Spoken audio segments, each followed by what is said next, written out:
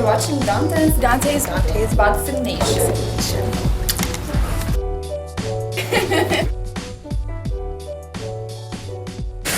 That's the funny one to me. And this is how I travel too. I always got my backpack when I travel, so my mom didn't know I was coming to see her. I was surprising her. She's having hip surgery, so she's moving real slow. Long story short, I get to the house, I knock on the door and I ring the doorbell. My stepdad says, "Why don't you go answer the door?" She says, "Babe, you know I'm moving slow." He said, "Go answer the door." So it's taking her a minute to come to the door. I'm ringing, I'm knocking, I'm ringing, and I'm knocking. I look out to see the cars in here. I'm like, what's going on?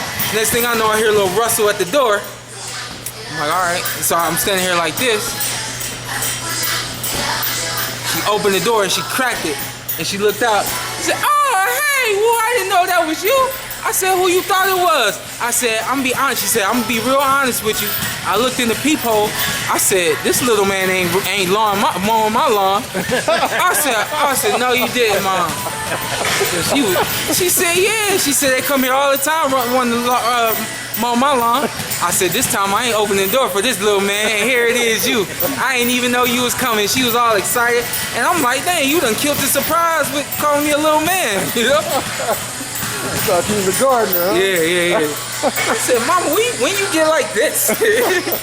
She said, "Being down here so long, the way they treat you, you never know." That's funny. Yeah. That's funny. She said, "This little man ain't mowing my lawn." And then she said, "Oh, that's my baby." All right, let's get it. All right, so what do you think about the Keith Thurman? You said you just watched the fight, Thurman versus Collazo. Some people, thought he was slightly exposed. Some people thought he did terrific. What's your assessment? I don't think a guy fighting one fight is exposed, or fighting 2 or 3 fights is exposed, because everybody on fight night is going to make adjustments, and everybody has to make adjustments. So whatever it is that you think a guy was exposed to in one particular night, that's not necessarily the guy you're going to see on fight night. So I didn't see anything that I thought was different with Keith. I thought everything was pretty much consistent the way he's been fighting.